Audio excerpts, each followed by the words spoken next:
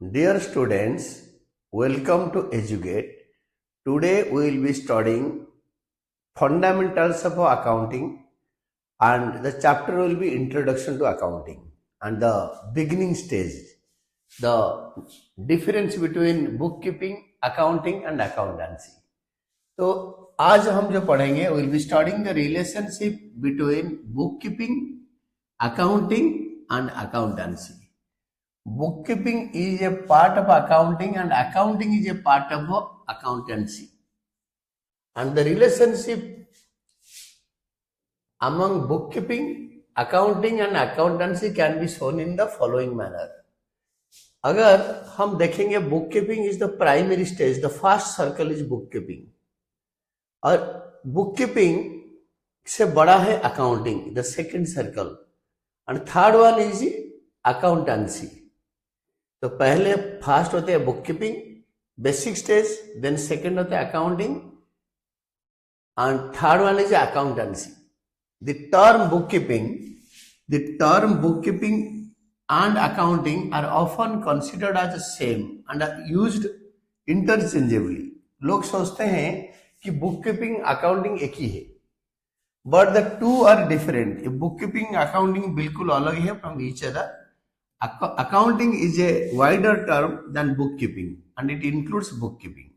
Accounting bookkeeping से बड़ा होता है और bookkeeping accounting का के पार्ट होता है. तो मीनिंग ऑफ bookkeeping पहले एक एक करके डिस्कस करेंगे. bookkeeping का मीनिंग पहले समझेंगे, then accounting, then accountancy. तो bookkeeping का मीनिंग क्या है?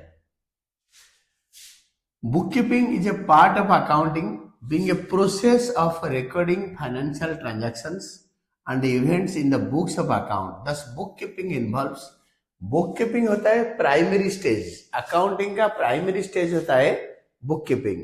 तो उसमें identifying financial transaction and events. First step होता है पहले फाइनेंशियल ट्रांजैक्शन को आइडेंटिफाई करेंगे और then measuring them in terms of money. कितने रुपए का ट्रांजैक्शन है, सपोज 500 रुपीज का है तो उसको पैसों में मेजरमेंट करेंगे. यू कैन नॉट से एक ट्रांजैक्शन 300 किलो का है, 200 मीटर का है, इसको मनी में मेजर करेंगे. देन थर्ड स्टेप होगा recording the identified financial transaction and events in the books of accounts. तो फर्स्ट स्टेप में क्या करेंगे ना, ये जो आइडेंटिफाइड ट्रांजैक्शन को रिकॉर्ड करेंगे, लिखेंगे, तो यानी जर्नल बनाएंगे. ये होता है recording the identified transactions and events in the books of accounts and ये फर्स्ट स्टेप होता है जर्नल. एंड सेकंड स्टेप होता है इसका जर्नल के बाद the fourth one, classifying recorded transaction and events and posting them into ledger accounts. Second होता है लेजर.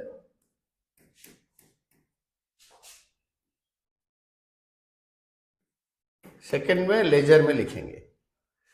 तो ये होता है book keeping, the primary stage. तो बुक कीपिंग को अगर डिफाइन करते हैं तो आपको याद करना पड़ेगा डेफिनेशन ऑफ बुक कीपिंग, और वो एकदम मस्ट है. अगर बोलेगा कि डेफिनेशन लिखो, किसी एक का डेफिनेशन याद करके लिख लेना.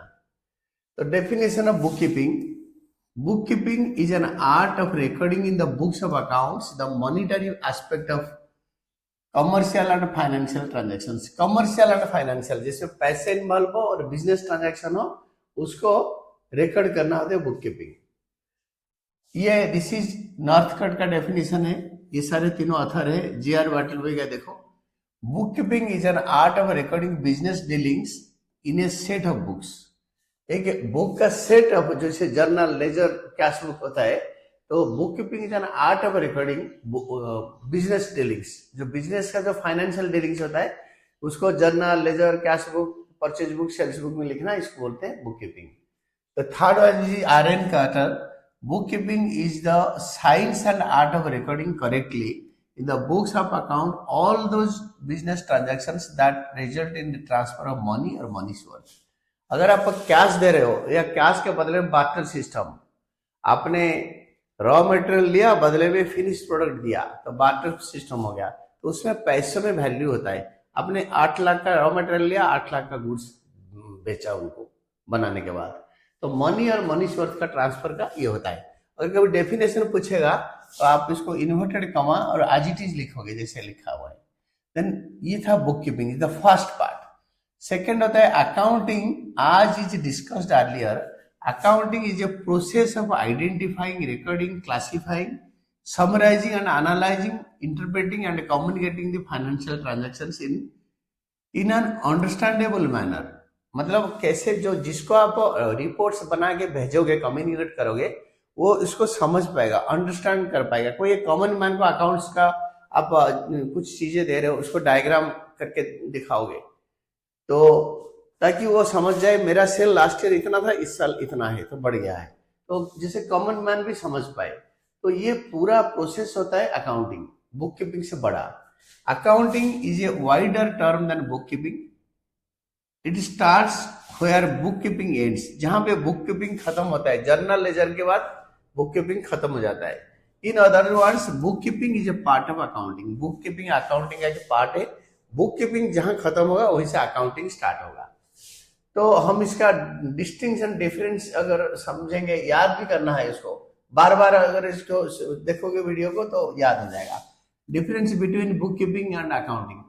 स्कोप होता है, book keeping is a process of identifying financial transactions and events, measuring them in terms of money, recording them in the books of account and classifying them. Classification तक यानी लेजर, जर्नल लेजर तक ही है। Journal then ledger posting तक। Accounting laser के बाद start होता है। ये सारे आपको चैप्टर वाइज डिस्कशन किया जाएगा आगे। हम आपको थ्योरी पढ़ा रहे हैं, इसके बाद पूरे प्रैक्टिकल पढ़ाएंगे, हर एक एक्सरसाइज करवाएंगे and everything will be done in time, अपने टाइम के हिसाब से होगा। अकाउंटेंसी में स्कोप क्या होता है अकाउंटिंग का? Accounting in addition to book keeping is a process of summarising the recorded transactions and events, interpreting them and communicating the results thereof to the users. तो ये होता है समराइजिंग द रिकॉर्डेड इवेंट्स। यहाँ पे जो record होता है इसको यहाँ पे समराइज करते हैं, उसको इंटरप्रेट करते हैं और यूजर को देते हैं। स्टेज होता है, book keeping is the primary stage of accounting, it is the basis of for accounting.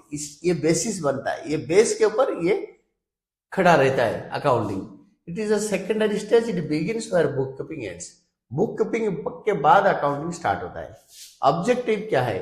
The objective of book keeping is to maintain systematic record of financial transactions and events. Journal, इसके बाद ledger. Then इसका accounting का objective है, the objective of accounting is to ascertain results of operations and financial position and to communicate information to interested parties. तो इसको financial position यानी ascertain results of operation, profit and loss account, results of operations, profit and loss account and financial position, balance sheet, and to communicate information to the interested parties. जो parties interested हैं इनको result communicate करेंगे। Nature of job, this job is routine in nature, एकदम normal है और कोई भी कर सकता है। मतलब रूटीन जॉब, जर्नल में लिखना, प्रिंसिपल लेजर में पोस्ट करना। This is analytical and dynamic in nature. ये एनालिटिकल, उसको एनालाइज करेंगे और एनालाइज करके लिखेंगे, और इट इज डायनामिक, चेंज भी हो जाता है सिचुएशन के हिसाब से, आपको फॉर्मेट चेंज करके करना पड़ता है। Then fifth is performance. It being a routine work can be performed by not so trained staff. तो ये कोई नॉर्मली थोड़ा बहुत ट्रेनिंग के बाद लोग अकाउंट बुक कीपिंग कर सकते हैं, जर्नल लेजर लिख सकते हैं, बट अकाउंटिंग में it being a specialised function is performed by a trained staff. इसके लिए हाईली ट्रेन्ड स्टाफ चाहिए जो कि profit and loss account, balance sheet बनाते हैं। यूजुअली बड़े लेवल के जैसे चार्टर्ड अकाउंटेंट, कॉस्ट अकाउंटेंट और ये जो अकाउंट्स में एक्सपर्ट होते हैं तो वो लोग बना सकते हैं। Level of skill, book keeping is mechanical in nature and this does not require special skill. ये मैकेनिकल है, खाली जर्नल में डालना, जर्नल से लेजर पोस्टिंग करना।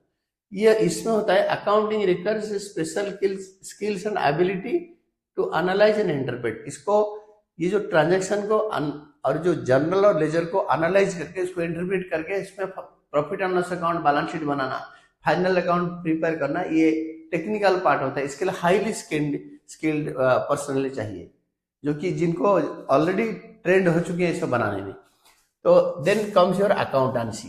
अकाउंटिंग के बाद आता है अकाउंटेंसी, थर्ड पार्ट। तो अकाउंटेंसी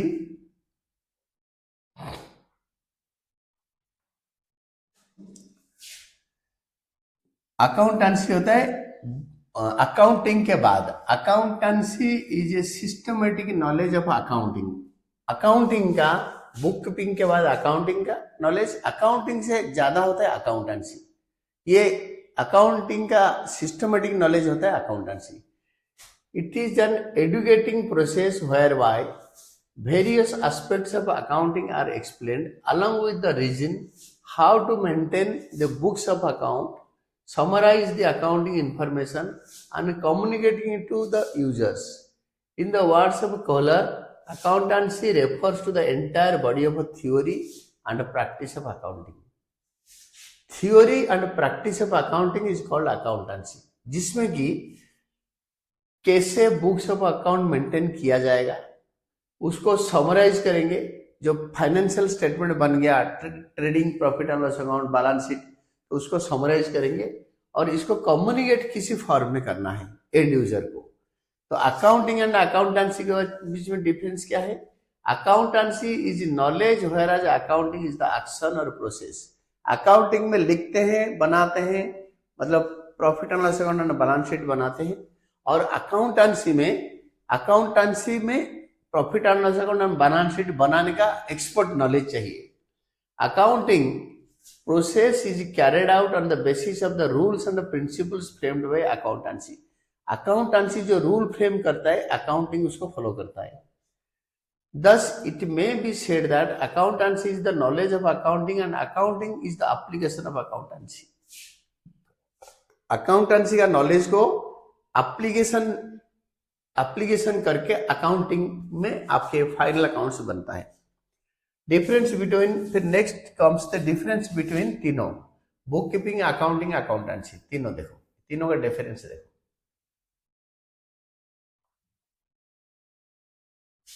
तीनों का difference between book keeping, accounting and accountancy. Book keeping, accounting and accountancy are inter related as well as different as follows.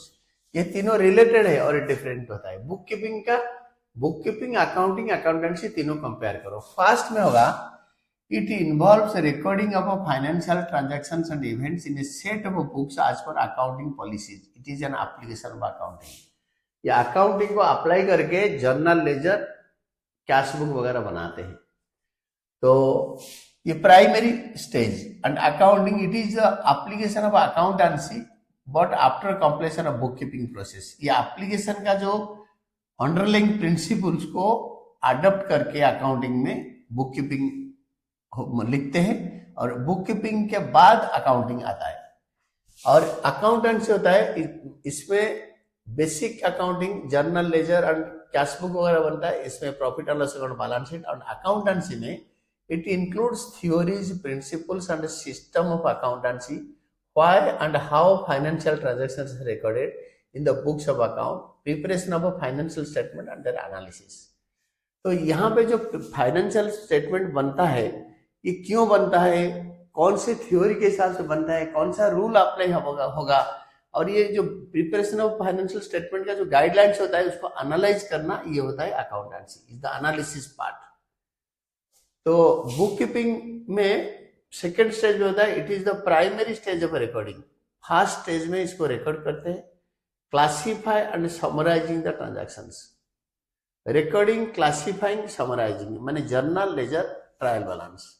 Accounting होता है, it is the secondary stage and start where book keeping ends. जहां पे bookkeeping खत्म हो जाएगा, यहाँ पे profit and loss account, balance sheet बनता है। थर्ड में it is a complete process which includes book keeping as well as accounting. ये दोनों को इंक्लूड करके उसको एनालाइज अकाउंटेंसी प्रोसेस में होता है। Third one is it depends on correct recording of transactions and events. मतलब ये जो अकाउंटिंग, बुक कीपिंग होता है, इसमें सारे फाइनेंशियल ट्रांजैक्शन करेक्टली रिकॉर्ड करते हैं। फिर अकाउंटिंग बुक कीपिंग के ऊपर डिपेंड करता है, it depends upon book keeping. फिर अकाउंटेंसी क्या होता है, it includes both book keeping, accountancy and book keeping. Accountancy dependent on accounting as well as book keeping. अगर ये दोनों ठीक होगा तो अकाउंटेंसी ठीक होगा। Fourth one is it is a part of bookkeeping में it is a part of accounting because it involves recording of transactions, events, classifying them and preparing financial statements, which is the basis of analysis as a function of accounting. इसमें सारे मतलब बनता है, journal, laser और trial balance वगैरह बनता है. इसमें फाइनल अकाउंट्स भी बुककीपिंग स्टेज में बना सकते हैं. It analyses the financial statements made available by the process of bookkeeping. जो बुककीपिंग में जो अकाउंट्स बनता है या अकाउंटिंग प्रोसेस में अवेलेबल होता है और इसमें फाइनल अकाउंट भी बनता है और बुककीपिंग स्टेज में भी फाइनल अकाउंट बना सकते हैं. बट इसके इस स्टेज में सब एनालाइज करते हैं. और अकाउंटेंसी स्टेज में it involves teaching methodology to record transactions and analysing the financial statements prepared by process of bookkeeping. तो बुककीपिंग में जो फाइनेंशियल ट्रांजैक्शन से बनता है, journal, ledger, trial balance, other books, accounting process में इसको दैट इज मेड अवेलेबल. ये financial analysis और ये जो अकाउंटेंसी, ये सबको सिखाता है कि ऐसे बनेगा बुक्स. ये तीनों का ऐसे हम कंपेयर कर सकते हैं. Accounting then comes your accounting information. Accounting information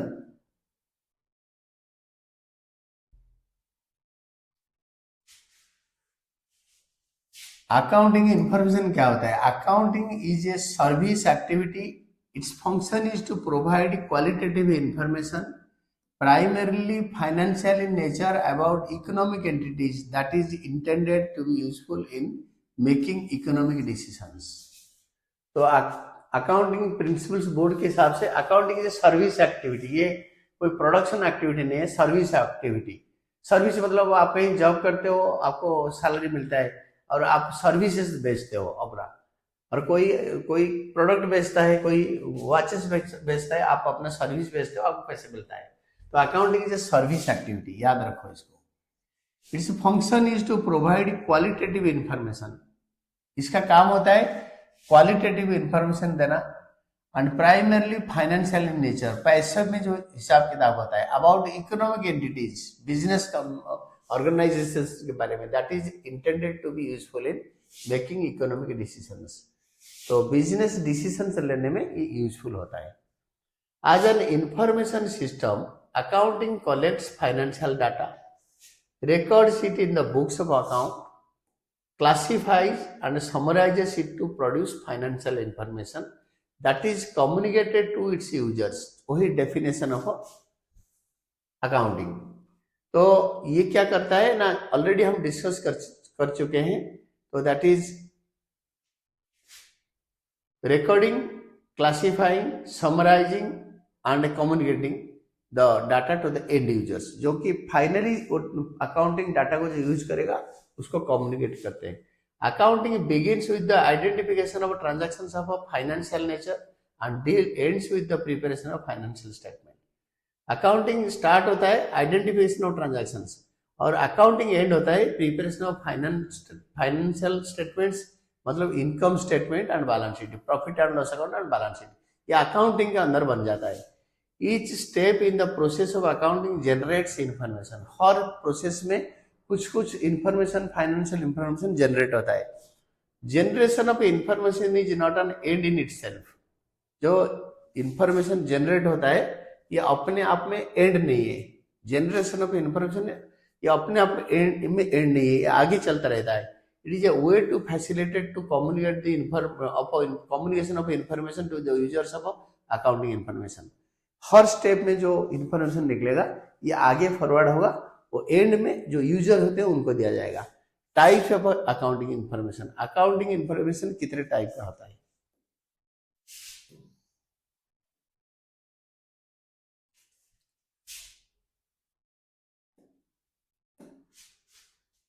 Accounting information refers to financial statements generated through the process of bookkeeping, use of which helps users to arrive at decisions. तो जो बुककीपिंग में जो information मिला था, तो financial statement जो generate हुआ था बुककीपिंग में, trading, profit and loss balance sheet, उससे जो इंफॉर्मेशन मिलेगा वो आगे यूज होगा. तो डिसीजन लेने में हेल्प करेगा. The financial statements so generated are income statement, profit and loss account and the position statement and balance sheet. Profit and loss account का नाम होता है इनकम स्टेटमेंट, बैलेंस शीट का नाम होता है position statement. The information made available by the statements are, ये जो स्टेटमेंट जो बनता है इसमें जो इंफॉर्मेशन मिलता है उससे क्या क्या मिलता है। फर्स्ट में इंफॉर्मेशन रिलेटिंग टू प्रॉफिट और loss. The income statement makes available the accounting information about the profit earn और loss incurred as a result of business operations or otherwise during an accounting period। Business करने से कितने profit हुआ है या loss हो गया एक पर्टिकुलर अकाउंटिंग पीरियड के अंदर वो पता चलता है इनकम स्टेटमेंट से। देन सेकंड होता है a firm prepares trading account और a part of the profit and loss account. ये जो ट्रेडिंग अकाउंट ये प्रॉफिट एंड लॉस अकाउंट का एक पार्ट होता है बाय व्हिच ग्रॉस प्रॉफिट और gross loss is ascertained.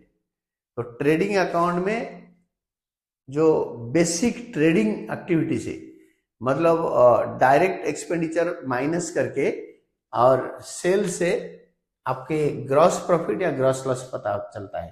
And then trading account के बाद प्रॉफिट एंड लॉस अकाउंट बनता है एंड असर्टेन्स नेट प्रॉफिट और net loss.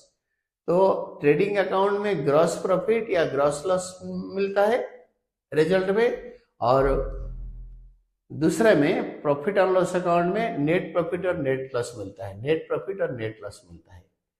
Trading account and profit and loss account have various entries which give information as to cost of goods sold and direct and indirect expenses. Trading account and profit and loss account have various entries. Trading account और profit and loss account में इतने सारे entry होता है जो कि उसमें अलग अलग चीजें मिलता है, कॉस्ट ऑफ गुड्स सोल्ड और direct and indirect expenses. Cost of goods sold मतलब जो गुड्स बनाने में और बेचने तक कितना खर्चा हुआ। डायरेक्ट एक्सपेंसेस जो कि प्रोडक्शन के साथ डायरेक्टली इन्वॉल्व है। आपने एक वॉच बनाया उसमें रॉ मटेरियल कितने लगा, डायरेक्ट एक्सपेंसेस 500 रुपए का रॉ मटेरियल लगा। स्प्रिंग प्लास्टिक ये स्टील ये सब मिला के वो 500 रुपए का लगा, that is direct expenses. Indirect expenses होता है ये घड़ी को बेचने के लिए आपने किसी को कमीशन दिया, कोई सेलिंग एजेंसी को या मार्केटिंग एजेंसी को, तो वो होता है इनडायरेक्ट एक्सपेंसेस। उसके अंदर सारे मिलता है trading profit and loss account का। तो ये कंपनी फॉर्म में क्या होता है,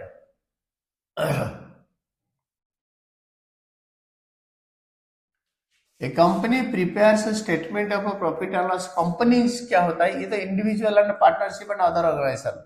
जो कंपनी फॉर्म ऑफ ऑर्गेनाइजेशन ये बनाते हैं statement of profit and loss, profit and loss account नहीं, statement of profit and loss in the prescribed in the form prescribed in schedule 3 part 2 of the companies act 2013 to determine net profit और net loss. Companies act में 2013 में इन्होंने schedule 3 part 2 में इन्होंने बताया है तो कि कैसे बनेगा आपके statement of profit and loss.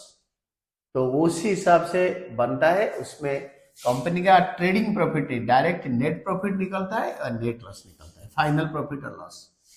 तो और एक होता है a not for profit organisation, NGO जो बोलते हैं, prepares income and expenditure account to determine surplus और डेफिसिट। सरप्लस मतलब प्रॉफिट के लेवल पे होता है बट उसको बोलते हैं सरप्लस। डेफिसिट मतलब पैसे शॉर्ट पड़ गया ऑपरेशन के लिए मगर वो लॉस नहीं होता है। जो नॉन गवर्नमेंट ऑर्गेनाइजेशन जो आपके एजुकेशनल ट्रस्ट होता है, जिसमें स्कूल का जो ट्रस्ट होता है वो नॉट फॉर प्रॉफिट के लिए होता है, वो सेवा के लिए होता है। RWA रेसिडेंट वेलफेयर एसोसिएशन, कोई आपके जैसे रोटरी क्लब ऑफ इंडिया, ये लोग ना प्रॉफिट कमाने के लिए नहीं बने हैं, they are for service motive. उनका मोटिव होता है लोगों को सर्विस देना, तो उनका प्रॉफिट लॉस अकाउंट नहीं बनता, उनका बनता है income and expenditure account. Company का बनता है statement of profit and loss. Trading organisation का बनता है trading account and profit and loss account and profit and loss account, और ये सबका बैलेंस शीट बनता है, कंपनी का, इंडिविजुअल का एंड एनजीओ का। देन सेकेंड होता है information relating to financial position. Financial position का जो होता है वो आपके बुक कीपिंग में बनता है। द पोजीशन स्टेटमेंट, इसको बोलते हैं द पोजीशन स्टेटमेंट और the balance sheet, makes available the information about financial position of the entity. जो एंटिटी मतलब बिजनेस एंटिटी या non business not for profit entity, organisation को बोलते हैं entity. The position statement provides information about the assets owned and by the entity and amount receivable. जो asset आपका है, land, building, plant and machinery, car, trucks, जो भी है आपके, फैक्ट्री, बिल्डिंग, ये सारे, ये एसेट कितना ओन कर रखा है उसमें बैलेंस शीट में लिखा होता है। एसेट साइड में अमाउंट रिसीवेबल, जो पैसे ऑर्गेनाइजेशन को मिलने वाला है, and the cash and bank balance held by it. ये ऑर्गेनाइजेशन आपके एंटिटी कितना कैश रखा हुआ है 31 मार्च को, ईयर एंडिंग को, पीरियड एंडिंग को, या बैंक में कितने बैलेंस है, ये सब एसेट साइड में मेंशन होता है। These are prepared in the they are recorded present. These are recorded in the liabilities by the amounts owned by the entity towards. These are represented by, ये जो asset आपने represent करोगे, land, building, plant, machinery, cash, bank, ये asset side में होता है। ये किसको लेकर, ये क्या रिप्रेजेंट करता है? लाइबिलिटी साइड में these are represented by in the liabilities by the amounts owned by the entity towards loans, creditors and amount payable and capital। ये जो एसेट है, आइदर आपने शॉर्ट टर्म के लिए उधार लिया, उसको बोलते हैं क्रेडिटर, या लोन लिया है बैंक से या किसी और से, तो लोन होता है, या अमाउंट पेबल, हमने आपने टेम्पररी किसी उधार लिया है, हम किसको कोई खर्चा पे नहीं करा और ओनर ने जितने पैसे लगाए, दैट इज कॉल्ड कैपिटल। तो एसेट साइड में बैलेंस शीट ऐसे होता है, this is the balance sheet. आगे पूरा डिटेल्स में पढ़ोगे। ये एसेट साइड है, ये लायबिलिटी एंड कैपिटल होता है। तो ये जो एसेट आपके लैंड, बिल्डिंग, प्लांट, स्टॉक वगैरह जो होता है, इसका जो टोटल होता है, कैश एंड बैंक बैलेंस, इसका जो टोटल जितना आएगा, this will be equal to the liability side का कैपिटल और क्रेडिटर्स, लोन और एक्सपेंसेस पेबल, इसका टोटल, ये टोटल इक्वल होगा। वो इसीलिए बोल रहा है the assets are represented by liabilities and capital. Information about cash flow, ये एक स्टेटमेंट बनता है बैलेंस शीट बनने के बाद। This is information about cash flow. Cash flow statement is a statement that shows flow, both flow मतलब पैसा flow करना, both inflow and outflow, company के अंदर पैसा आना, कंपनी से बाहर जाना, of in both inflow and outflow of cash during a specific period. एक साल के अंदर, एक महीने के अंदर, यूजुअली एक साल के अंदर पैसे ऑर्गेनाइजेशन में कहां से आता है और किधर को जाता है। It is so immense use, it is of immense use as many decisions such as the payment of liabilities, payment of dividend and expansion of business are based on availability of cash। ये cash flow जब immense use, cash flow को देख के हमें पता चलता है कि हम अपना उधारी कब पे करेंगे, कैसे पे करेंगे, हम जिन्होंने पैसे लगा रखे हैं शेयर होल्डर, उनको डिविडेंड कब पे करेंगे, कैसे पे करेंगे, बिजनेस कैसे बढ़ाएंगे, एक्सपांड करेंगे। एक प्रोडक्शन यूनिट चल रहा है, हम गाड़ियां बना रहे हैं, कार्स बना रहे हैं, तो हम उसको एक्सपांड करके ट्रक्स और बसेस भी बना सकते हैं। और these are all dependent upon the availability of cash. अगर हमारे पास पैसा होगा तो हम ये सारे चीजें कर पाएंगे। तो इसीलिए हम क्या करेंगे ना, ये इसके बाद कैश फ्लो स्टेटमेंट बनाएंगे। इसमें भी this is a process of available information. तो ये कि इससे बहुत सारे इंफॉर्मेशन मिलता है, accounting information. Then qualitative characteristics of accounting information. Accounting information का qualitative characteristics of accounting information. देखो, the fundamental qualitative characteristics of accounting information is true and fair. जो अकाउंटिंग इंफॉर्मेशन का फंडामेंटल क्वालिटी होना चाहिए, true and fair, ये बिल्कुल सच होना चाहिए और फेयर होना चाहिए। Beside this qualitative characteristics and attributes that make the accounting information useful to users, the qualitative characteristics are, ये क्या क्या होता है qualitative characteristics? Reliability, accounting information should be reliable, ये unrealistic नहीं होगा, कोई देखेगा ये reliable होना चाहिए, इसके ऊपर कोई rely कर सके। Reliability of information means it is verifiable, free from bias and material error।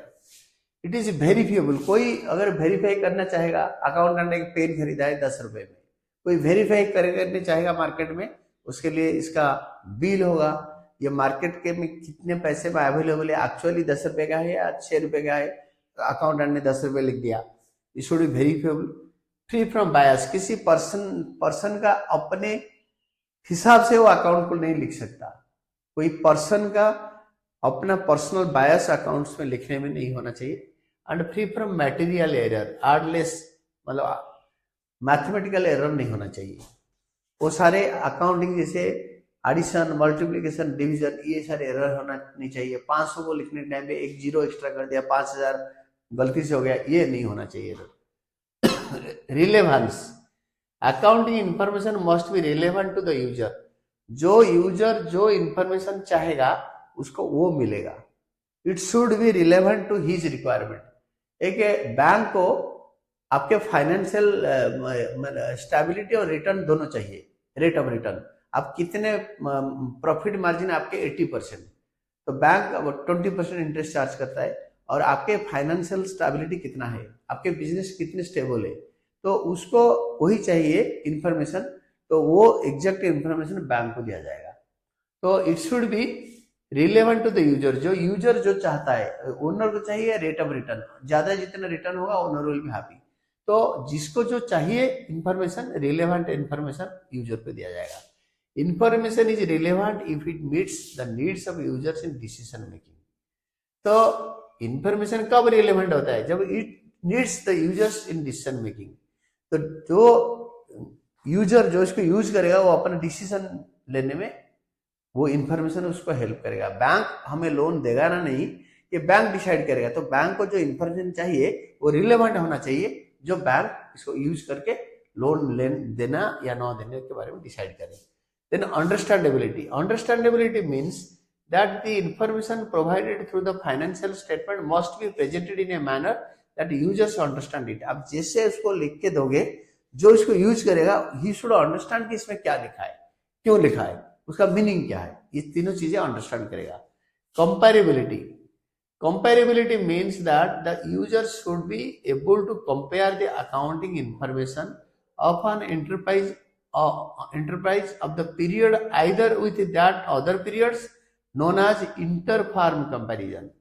मतलब एक पीरियड 2023 का रिजल्ट के साथ 2024 का रिजल्ट को कंपेयर करें, नहीं तो 2025 तीनों साल का रिजल्ट को कंपेयर करें। सेल्स इस साल कितना था, इस साल कितना हुआ, इस साल कितने ग्रोथ हुआ, इस साल परचेज कितना था, इस साल कितना बढ़ा है, इस साल रेट कितना बढ़ गया, इसको बोलते हैं इंट्रा फार्म कंपैरिजन। ये एक जैसे टाटा मोटर्स लिमिटेड, तो ये इसी कंपनी का 3 साल का रिजल्ट के साथ कंपेयर करें, या और with the accounting information of other enterprises. ये टाटा मोटर्स लिमिटेड और किसी को मारुति उद्योग लिमिटेड के साथ कंपेयर करेगा, और उसका भी 2023, 2024 और 2025 के फाइनेंशियल रिजल्ट के साथ कंपेयर करेगा। तो और with accounting information of other enterprises known as inter firm comparison. Inter firm होता है दो फार्म के बीच में कंपैरिजन, इंट्रा होता है within the firm different years में कंपैरिजन। लास्ट ईयर का, इस साल का, मेरा ऑर्गेनाइजेशन के, मेरा बिजनेस के अंदर मैं कंपेयर कर रहा हूं, that is called inter firm, within the firm. और मेरा ऑर्गेनाइजेशन आपका ऑर्गेनाइजेशन सेम बिजनेस में है, सपोज हम लोग, मैं लेदर गारमेंट बनाता हूं, आप लेदर गारमेंट बनाते हो, तो हमारे बीच में जो कंपैरिजन होगा आपका और मेरे रिजल्ट के बेस में, that is called inter firm comparison. Then comes your users for accounting information. तो we will be studying in the next class. For today this was all about your studies of introduction to accounting. Thank you team educate.